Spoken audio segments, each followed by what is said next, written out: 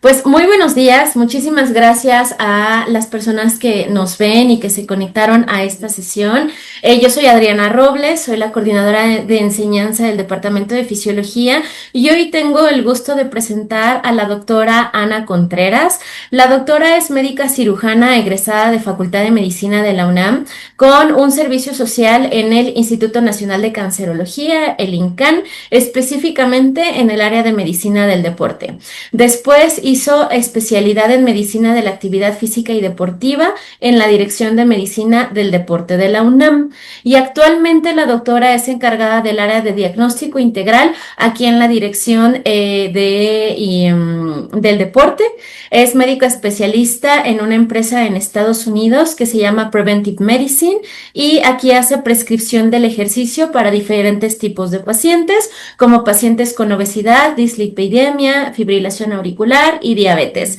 Entonces tenemos el gusto que la doctora con su gran experiencia y amplio expertise en el área de la medicina, la fisiología y el deporte nos brinde esta clase magistral de pruebas de esfuerzo.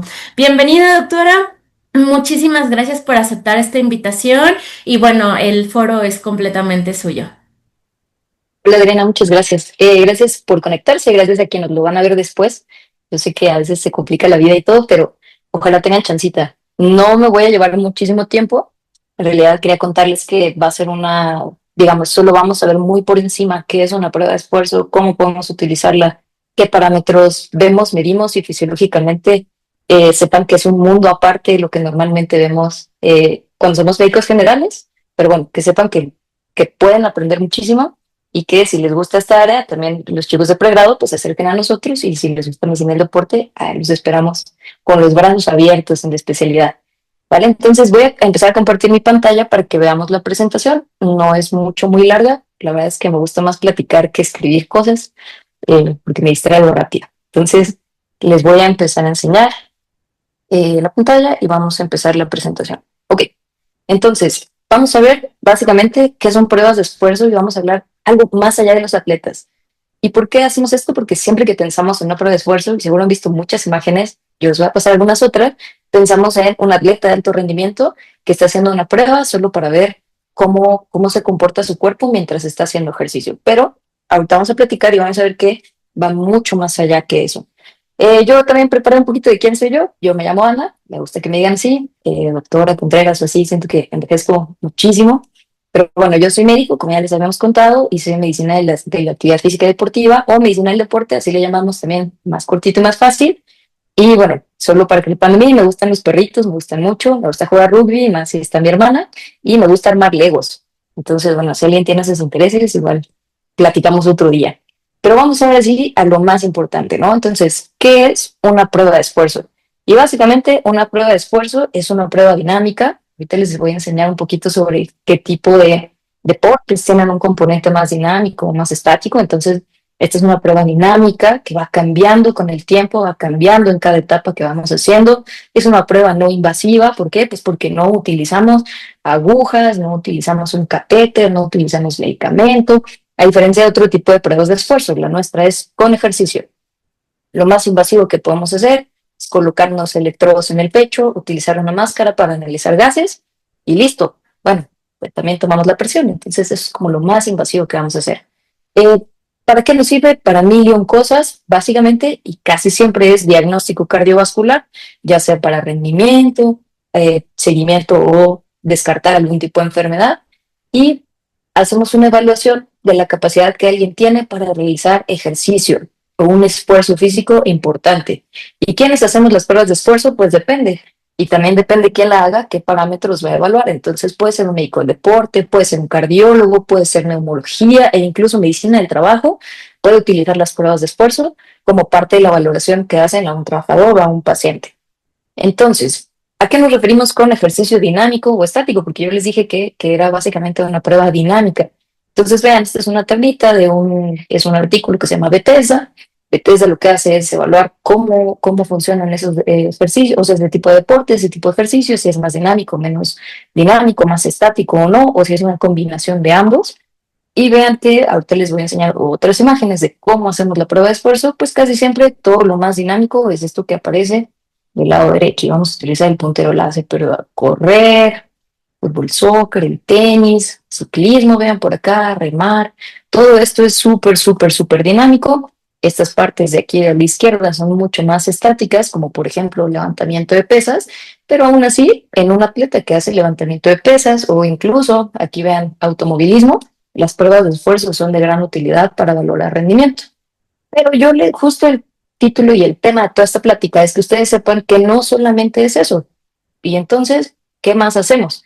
Pues un montón de cosas, y estos son posibles objetivos de una prueba de esfuerzo. Hay algunos más, pero básicamente quería ponerles estos. Entonces, el que más conocemos, y por eso le puse una flecha roja gigante, es justo valorar la capacidad que tengo para hacer ejercicio, tener datos sobre cómo mejorar mi rendimiento. A lo mejor yo ya soy un atleta súper bien preparado, pero quiero saber qué más tengo que hacer. Y recuerden que esos milisegundos o ese poquito más de consumo de oxígeno que tú ganas entrenando hace la diferencia en competiciones olímpicas, ¿no? Entonces, para eso nos sirven estas pruebas.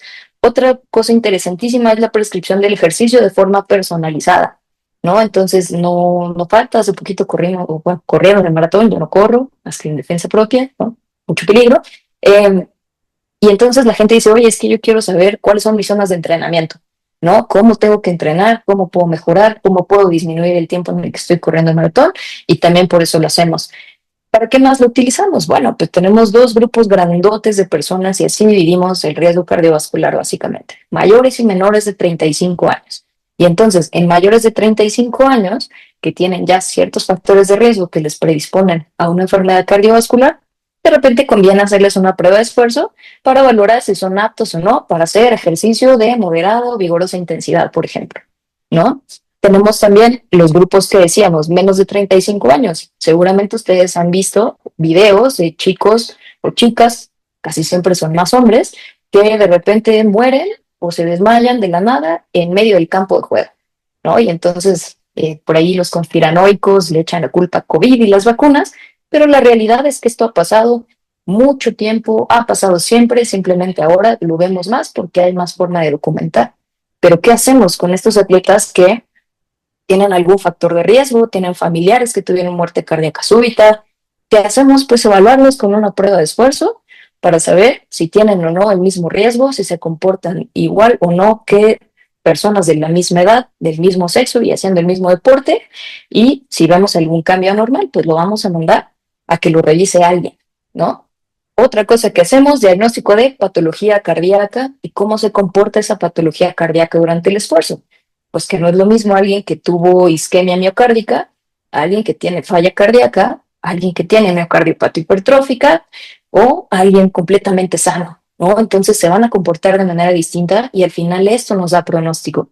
Les cuento un poquito el consumo de oxígeno, que es esa capacidad que tiene nuestro cuerpo de absorber, transportar, metabolizar y excretar oxígeno en un momento dado de mucho esfuerzo. Es uno de los mejores marcadores que tenemos de pronóstico a largo plazo, de morir por cualquier causa o de morir por causas cardiovasculares. Entonces, ¿qué hacemos? Pues evaluamos a alguien que tiene estas patologías y le decimos, oye, tú tienes tantos METs, tienes tanto consumo de oxígeno, ¿te conviene mejorarlo o no? ¿No? Patología neumológica, y hablaré un poquito más de eso hacia el final. Rehabilitación cardíaca, también súper importante. Y la última, y que casi no se habla de esta, pero también ayuda muchísimo, es la valoración prequirúrgica en cirugía bariátrica.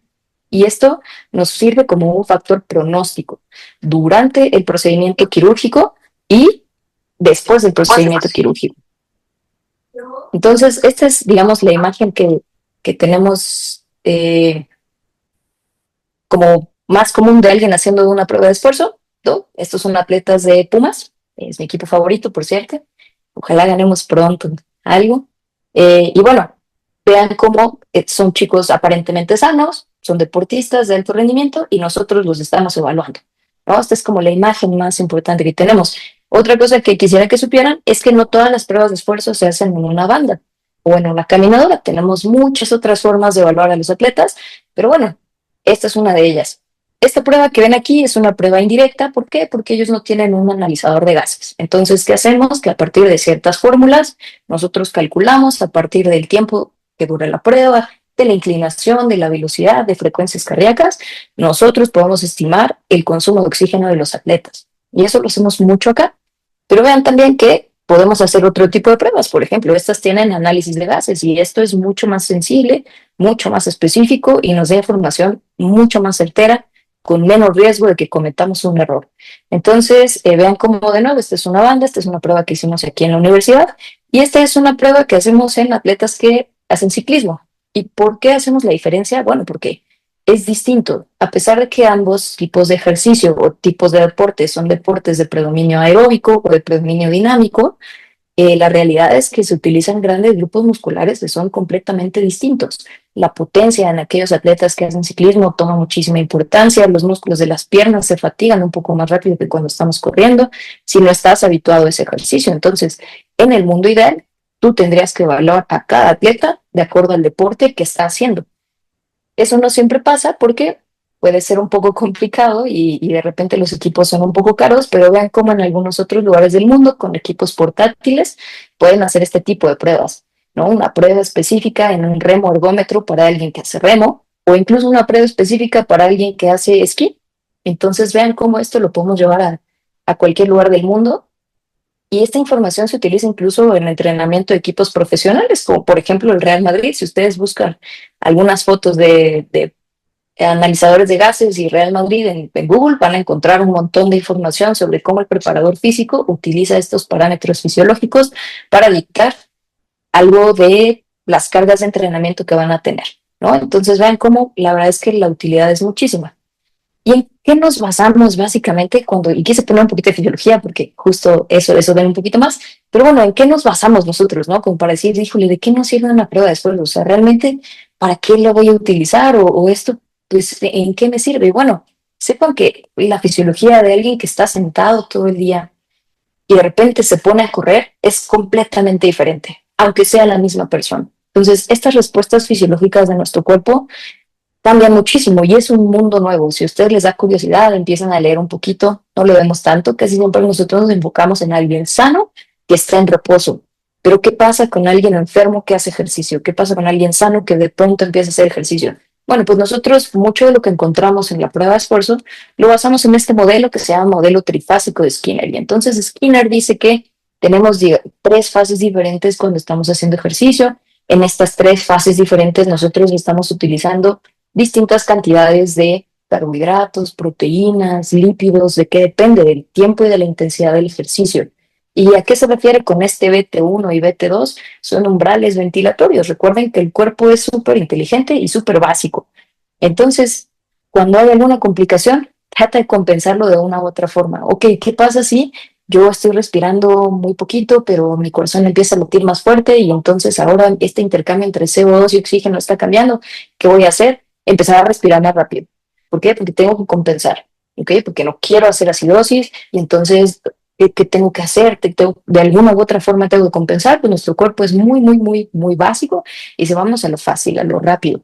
Y empezamos a hablar de umbrales ventilatorios, umbral ventilatorio 1, umbral ventilatorio 2. Esto correlaciona también bastante bien con otros umbrales que se llaman umbrales lácticos y básicamente lo que estamos viendo es un mismo evento metabólico, pero lo evaluamos de distintas formas.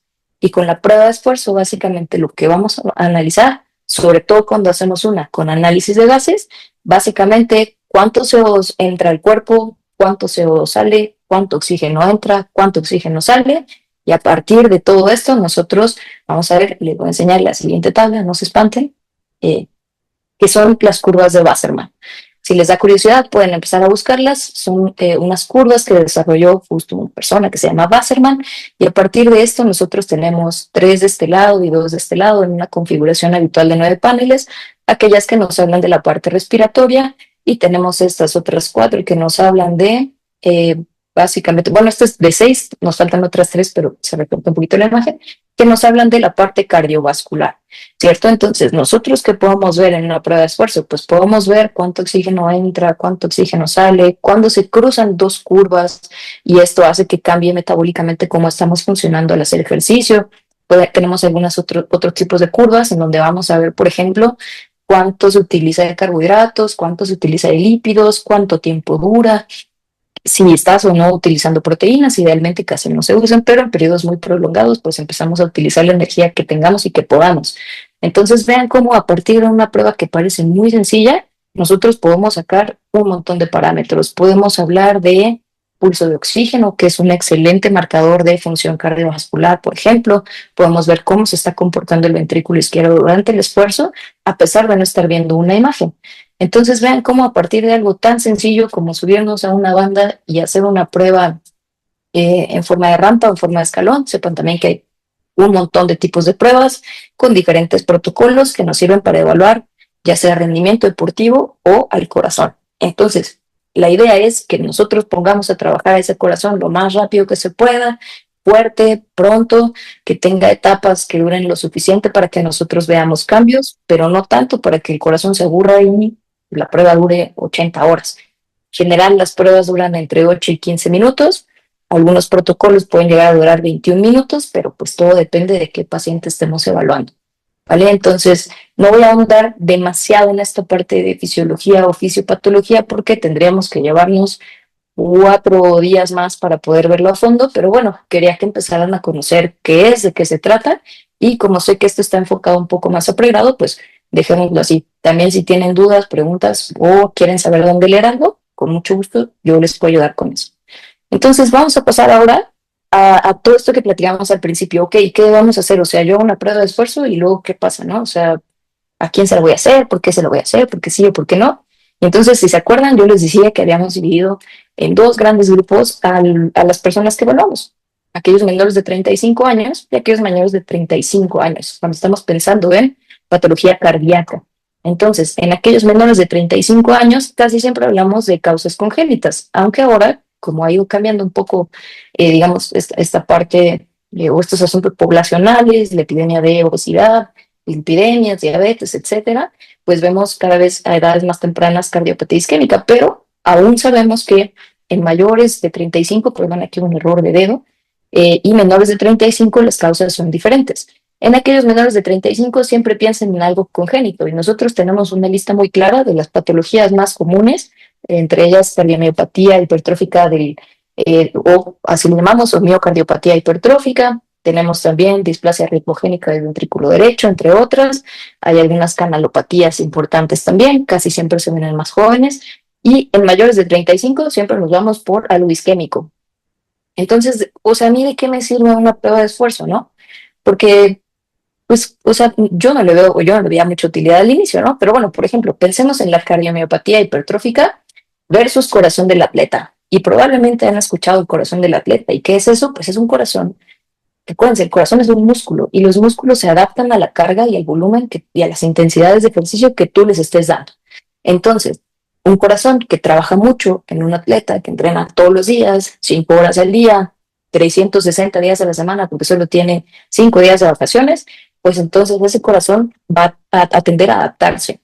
Pero hay una patología que se llama cardiomopatía hipertrófica que a veces se puede confundir con el corazón del atleta.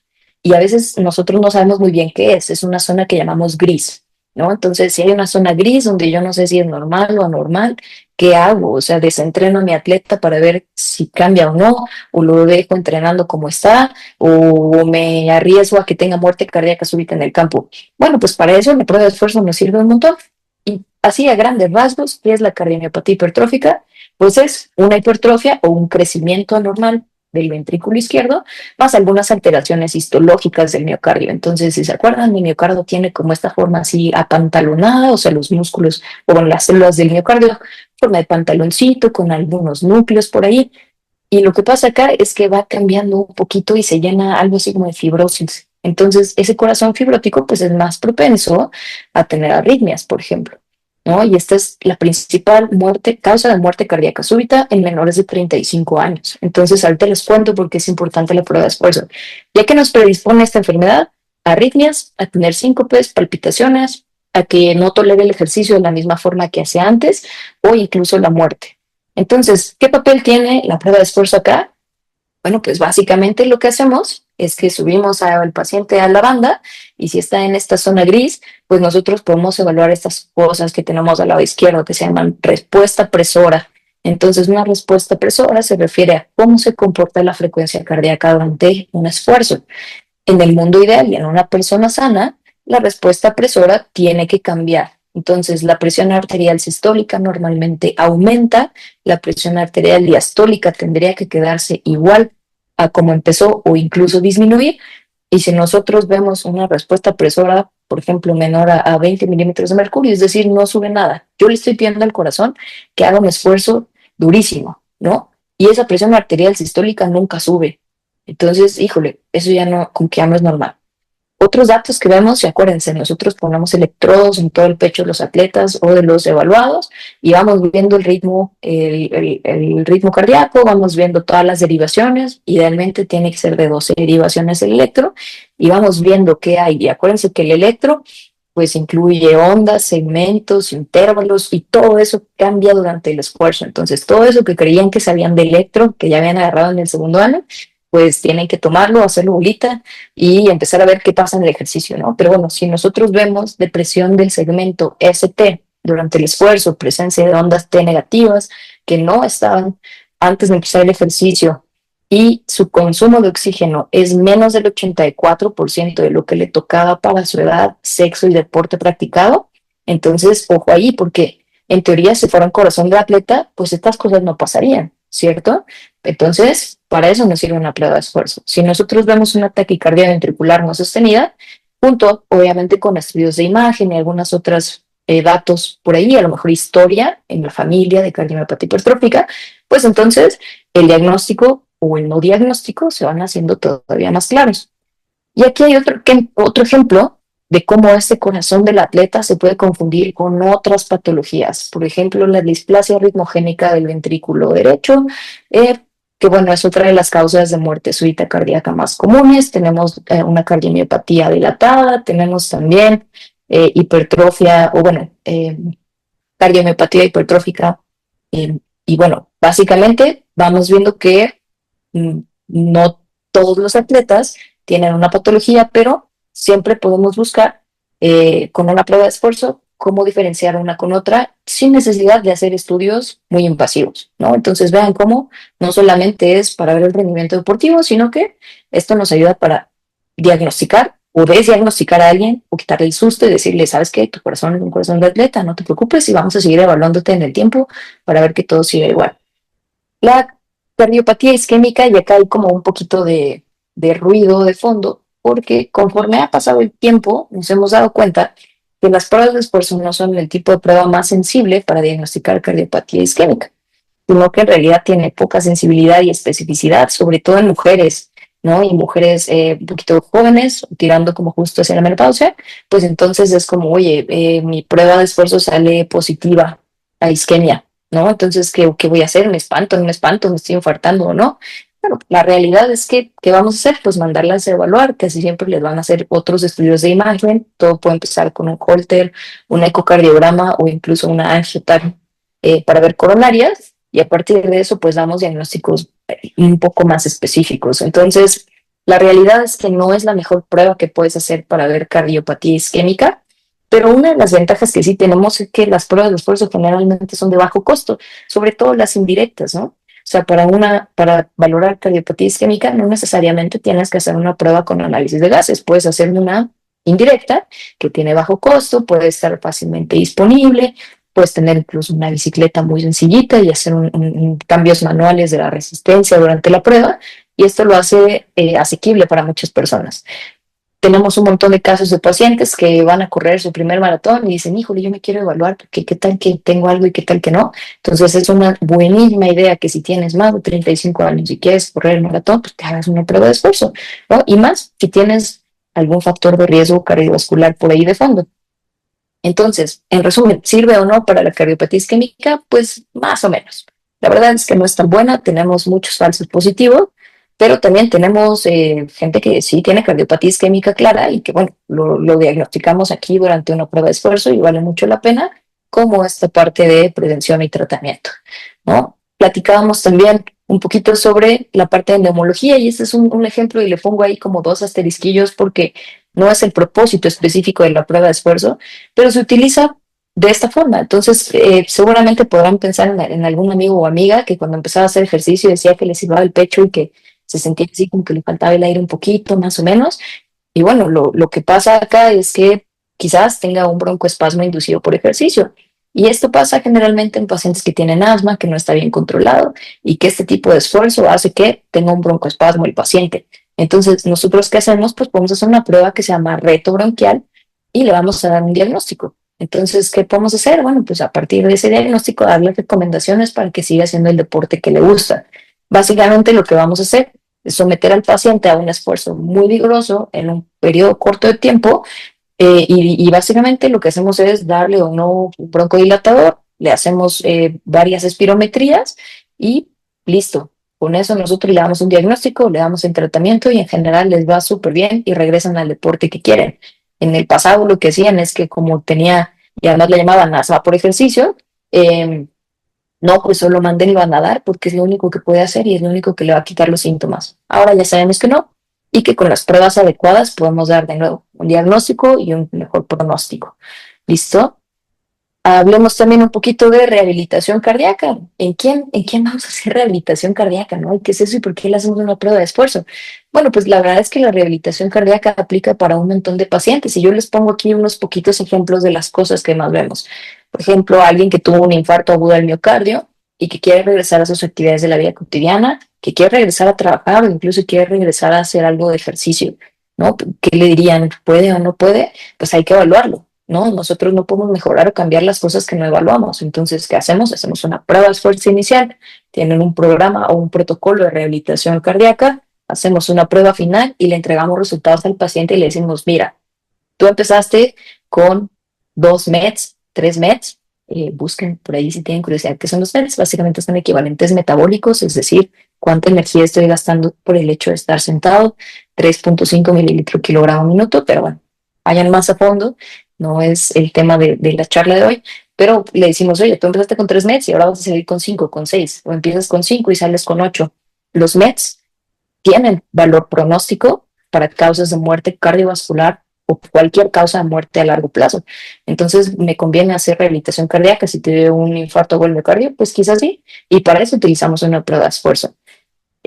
¿Por qué lo hacemos? Pues porque eso les da una menor probabilidad de tener otro evento, porque aumenta su capacidad cardiorrespiratoria, su pronóstico y porque en general los devuelve a la independencia, ¿no? No es lo mismo ni siquiera poder entrar y bañarse o prepararse la comida a poder ir al súper solo y a lo mejor para la gente sana esto no significa mucho, pero alguien que ha estado enfermo pues entenderá bien a qué nos referimos, ¿no? Lo usamos también para pacientes que tienen insuficiencia cardíaca. ¿Por qué? Porque les da un mejor pronóstico de vida, ¿no? Hacerles una prueba de esfuerzo y un protocolo de rehabilitación cardíaca les va a cambiar pronóstico y vida. Algunas arritmias también. ¿Por qué? Porque si ustedes recuerdan, cuando nosotros hacemos ejercicio, nosotros activamos y desactivamos sistema simpático y parasimpático, prenden y apagan, prenden y apagan. Y entonces, si tú lo estimulas de manera correcta, tu sistema parasimpático toma el control y eso en general provoca que haya menos arritmias. Por eso es que mandamos a los pacientes a una prueba de esfuerzo y rehabilitación cardíaca. ¿Qué más? Rehabilitación cardíaca y pruebas de esfuerzo en pacientes con cáncer. Recuerden que muchos de los medicamentos o muchas de las terapias, no necesariamente medicamentosas, causan toxicidad cardíaca. Entonces, en el mundo ideal, tendríamos que hacer una prueba de esfuerzo para los pacientes que quieran iniciar un protocolo de rehabilitación cardíaca o ejercicio y que han tenido cáncer. Entonces, vean cómo esto de las pruebas de esfuerzo no es solo, vamos, para los atletas. Tú puedes hacer una prueba de esfuerzo para 1001 cosas, 1001 patologías cardiovasculares, de neumología, y como habíamos platicado, medicina del trabajo también, ¿no? Ellos hacen valoraciones a los trabajadores y bueno, a partir de pruebas de esfuerzo y datos duros, ellos pueden hacer recomendaciones o no para que alguien regrese a sus labores, ¿no?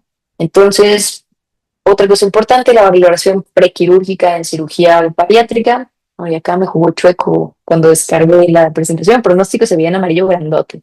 ¿Por qué? Porque es un valor pronóstico súper importante cómo salen en una prueba de esfuerzo. Y entonces yo creo que se imaginarán ustedes una persona que padece obesidad, que tiene quizás un porcentaje de masa grasa cercano a 50, porque sí ha pasado, con índices de masa corporal súper elevados, que le digamos, oiga, lo vamos a tener que poner a hacer ejercicio en una banda porque pues es como que su mejor prueba pronóstica. Bueno, pues sepan que se adapta, ¿no? Hay pacientes que utilizan solo los brazos, hay pacientes que si usan una bicicleta recumbente, hay pacientes que toleran la caminata en la banda y bueno, todo se ajusta para que ellos hagan la prueba. Una vez que están haciendo la prueba, nosotros les podemos dar resultados importantes como los METs que tienen disponibles o su capacidad de oxígeno o el VO2 pico o consumo de oxígeno. Entonces, ¿qué hemos visto y qué tenemos ya como muy bien establecido? Bueno, que en este tipo de pacientes que se van a someter a una cirugía bariátrica, si tienen menos de 15 mililitros kilogramo minuto, tienen mucha mayor probabilidad, y por mucha me refiero a que doblan la probabilidad de tener trombosis venosa profunda, trombosis o embolismo pulmonar, un EDC isquémico, angina inestable o incluso la muerte. Entonces, ¿será importante hacer una prueba de esfuerzo a alguien que va a una cirugía bariátrica? Probablemente sí. A lo mejor si tiene 12 o 10 mililitros kilogramo minuto, conviene decirle, oiga, vamos a hacer un programa de ejercicio específicamente para que usted mejore su consumo de oxígeno y que su cirugía sea mucho más segura y que los resultados a largo plazo sean mejores. ¿Por qué? Pues porque alguien con una TBP, por ejemplo, o una TEP, bueno, pues tiene obviamente muchísimas más complicaciones, alguien que no las tuvo, inclusive cuando la cirugía bariátrica haya sido un éxito, ¿no? Entonces, ¿por qué conviene hacerla? Porque, bueno, esto sí tiene una implicación súper importante en este tipo de pacientes. Y siempre hay que tomar en cuenta a quién estás evaluando y así escoges el protocolo, cuánto dura, cómo lo haces, con o sin análisis de gases. O sea, la verdad es que es súper, súper amplio. Y en realidad esta es la última diapositiva que tengo sobre prueba de esfuerzo. Es un tema súper amplio. Esta básicamente es una embarrada general para que ustedes sepan en qué se usa, cómo se usa. No vamos a hablar mucho más allá de los parámetros, para eso necesitaríamos 2 o 3 clases específicas, pero si alguien tiene curiosidad de venir a ver algo, los invitamos. Y aprovecho para enseñarles otras cosas que hacemos los médicos del deporte. Siempre que piensan en un médico del deporte, piensan en el médico que entra al campo y sí, muchos de nosotros trabajamos en eso, muchos otros no, pero la verdad es que las posibilidades son infinitas. Entonces tenemos colegas trabajando en institutos, tenemos colegas trabajando con cambio de composición corporal, haciendo altas especialidades en rehabilitación cardíaca. Y bueno, estas son algunas imágenes de amigos míos que quiero mucho. Quería yo presumirles que hacen cosas bien bonitas y que si a ustedes les llama la atención la medicina del deporte, pues sepan que los brazos están abiertos para que vengan, para que conozcan lo que hacemos, para que vengan a ver pruebas de esfuerzo si quieren verlas. Que si se quieren, son alumnos de acá de la UNAM y quieren hacer una, bueno, por ahí hay precios especiales y podemos agendarles alguna para que sepan qué se siente y que podamos hablar un poquito más a fondo sobre fisiología, específicamente hablando de pruebas de esfuerzo. Es un mundo completamente diferente a lo que vemos en la facultad. Casi siempre vemos reposo, pocas veces vemos esfuerzo. Entonces, sí les diría, bueno, que si les da curiosidad, vengan a darse una vuelta y, bueno, básicamente darles las gracias por estar, por después ver la grabación. Y no sé si alguien tiene preguntas, dudas, algo específico que quieran saber o más a fondo de pruebas de esfuerzo, podemos platicar. Muchísimas gracias, doctora. De verdad que ha sido una excelente ponencia. Yo he aprendido muchísimo y yo sí tengo muchas dudas, pero tampoco Ok. quisiera desaprovechar la oportunidad para saber si alguno de nuestros asistentes tiene dudas y después yo hago las mías. Creo que sí. Rodrigo Albistegui, te escuchamos, Rodrigo. Gracias, buenos días, buenos días. Doctora, yo tengo una pregunta. Ahorita hablabas de que los pacientes que tienen un alto riesgo, por ejemplo, de los que entran a cirugía bariátrica, tienen un valores de 15 mililitros sobre kilogramos sobre minuto. Ahorita lo estaba buscando y equivale más o menos, o sea, que sus METs, o sea, llega hasta 4 METs, ¿no? Más o menos, o sea, sería elevar la cantidad de los METs. Sin embargo, quiero saber si tú sabes de algún tipo de guía o de algún tipo de equivalentes de esos METs con algún tipo de actividad física, como si fuera una prueba indirecta. Me refiero, por ejemplo, a la prueba de Cornavet, ¿no? Que es una prueba de VO2 max, pero si hay otro tipo de actividades, ¿no? Por ejemplo, correr 2 o 3 kilómetros al 50% de su frecuencia cardíaca, que muchos pacientes no lo logran, aunque sea muy sencillo y no es una alta intensidad, y pues que sea de pronto algo más accesible, para tener un parámetro. Sí, claro, por ejemplo, si tienes curiosidad, busca la caminata de los 6 minutos, prueba de la caminata de los 6 minutos. Casi para todos los pacientes es probable que puedan hacerlo.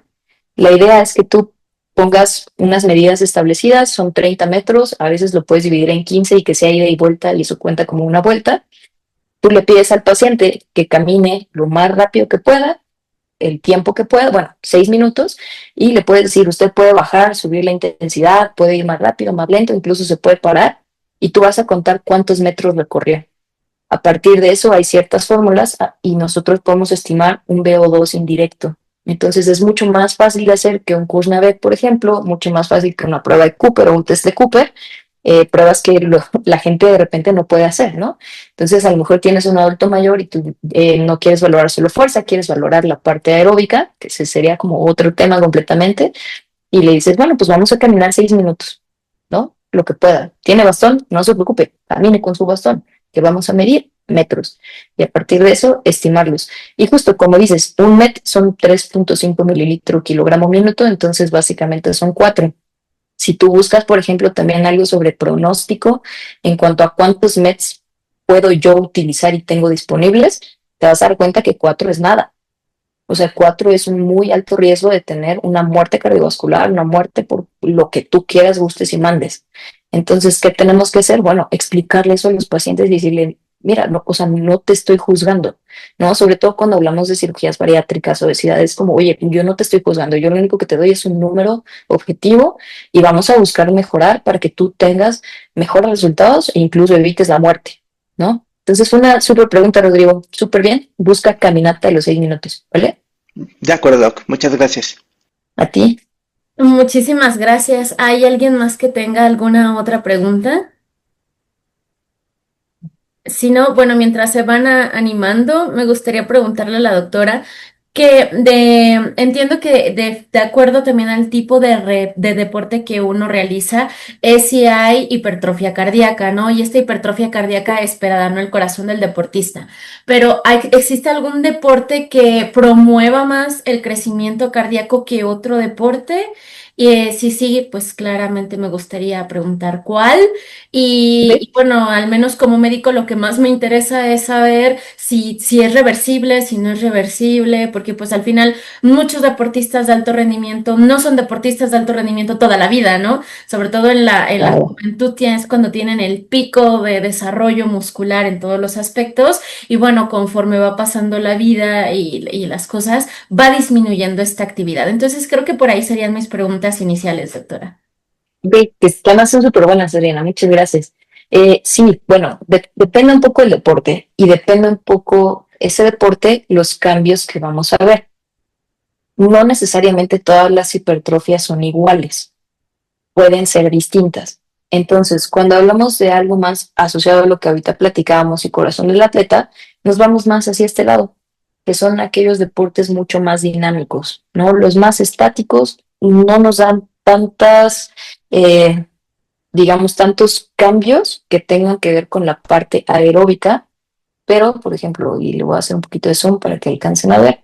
Aquí están aquellos que son mucho más dinámicos que estáticos. Entonces, por ejemplo, carrera de muy larga distancia, maratón, ultramaratón, fútbol, soccer, tenis, natación, racquetball.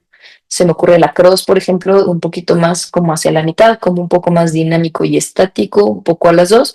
Pero, por ejemplo, si vemos acá arriba, ciclismo, triatlón, cross country y remo, estos grupos de aquí son de los que más cambios pueden tener relacionados a un corazón del atleta, pero por mucho, por mucho, por mucho. Y también se correlaciona esto con un mayor consumo de oxígeno.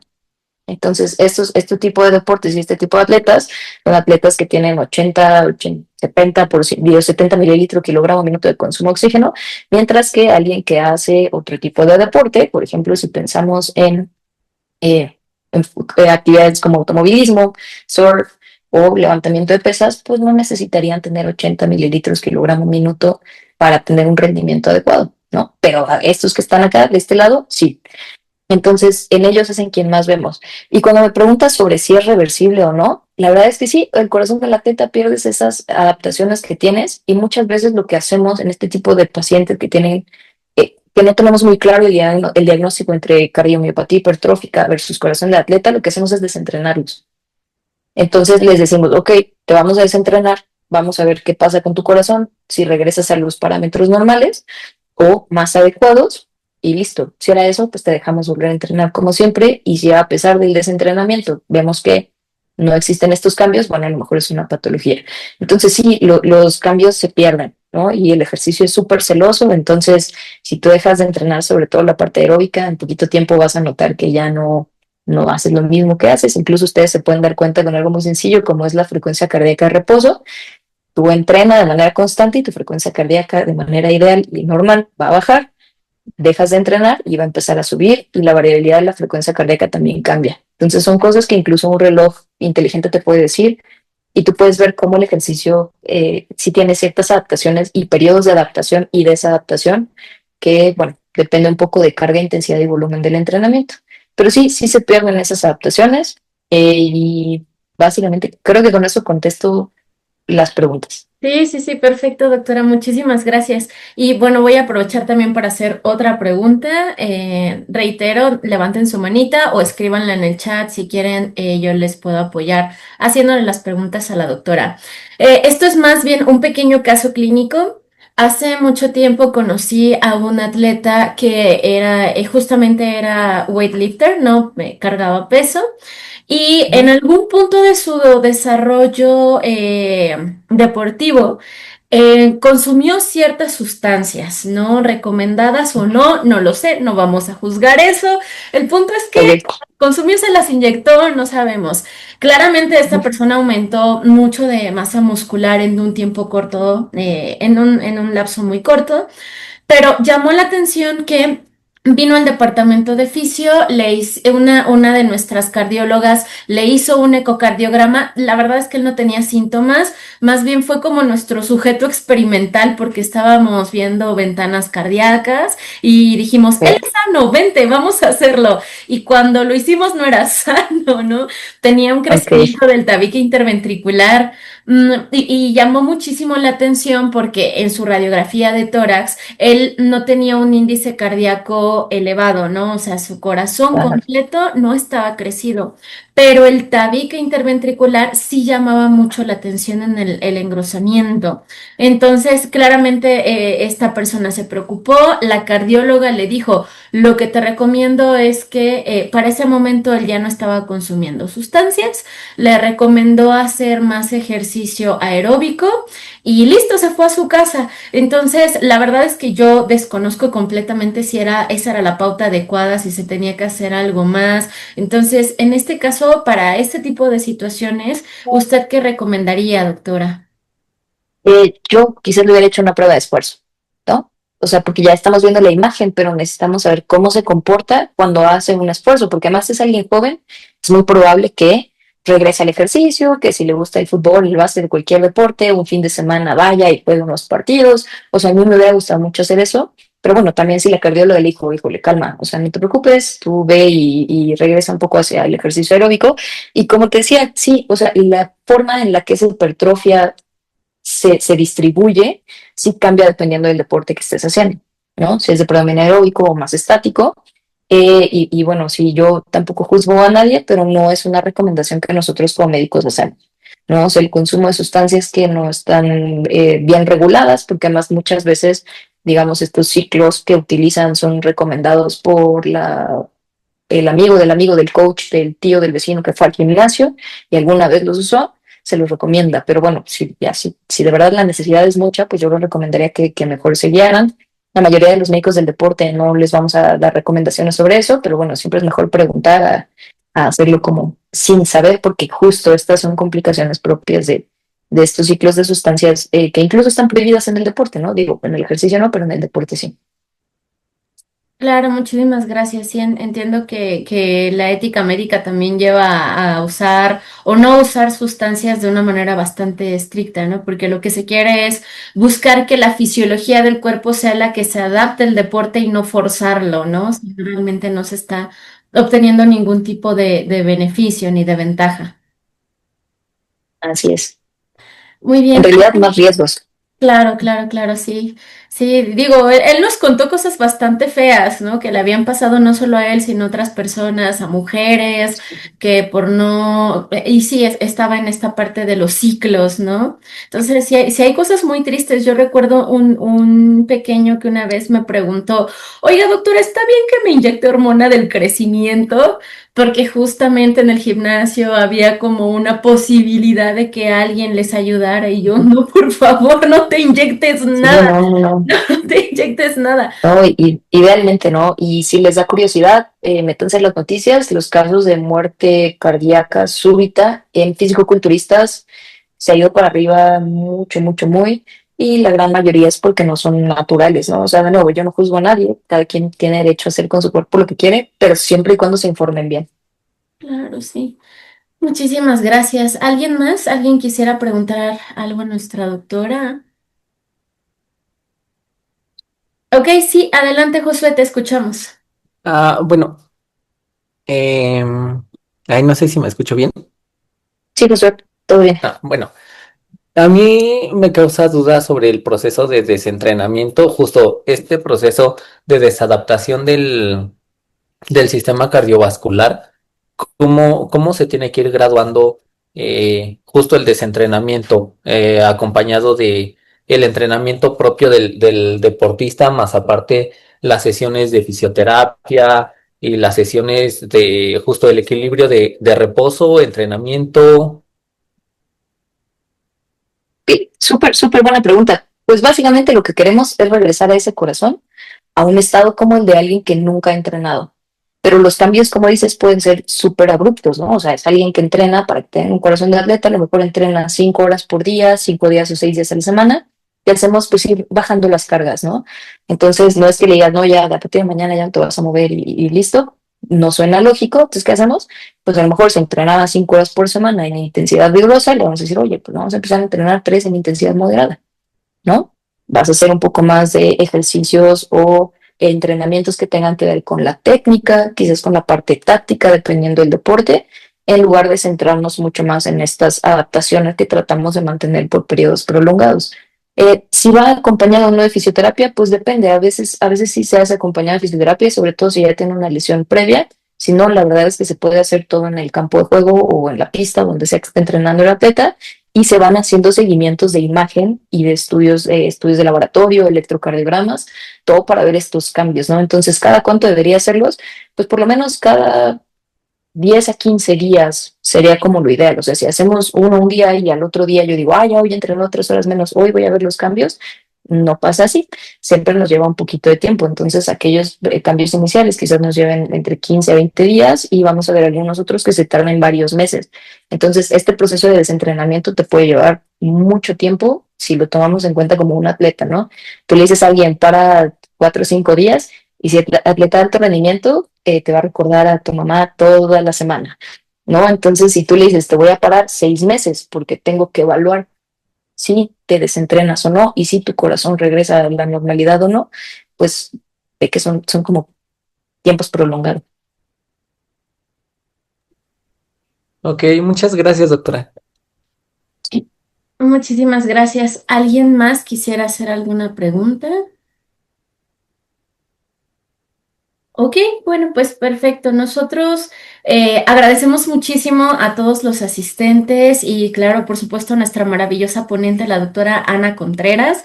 Gracias por su tiempo, doctora. Gracias por ampliar justo nuestros conocimientos en este campo. Estoy segura que todas las personas que están cercanas a este video están muy interesadas en fisiología y en medicina del deporte. Y bueno, esperemos que el interés crezca cada vez más. Y bueno, recuerden que esta sesión se está grabando y se va a mantener en YouTube. Si les gustó, también les pedimos que lo compartan a sus compañeros, a la gente que esté interesada en estos temas. Y bueno, vamos a seguir trayendo nuevos ponentes para hablar sobre fisiología y otros aspectos, ¿no? Mucho más allá, como por ejemplo, en este caso, medicina del deporte. ¿Cómo encuentro el canal de YouTube? Nosotros estamos así como Departamento de Fisiología FACMED en YouTube. Entonces, vamos, si nos siguen en redes sociales como en Instagram o en Facebook, ahí vamos a colocar un banner con la plática de la doctora y dirección justamente directa hacia la página de YouTube para que lo puedan ver. ¿Vale? Muy bien, pues muchísimas gracias a todos. Gracias, doctora. De verdad fue una plática maravillosa. La disfrutamos muchísimo y bueno, que tengan una excelente tarde todos. Muchas gracias.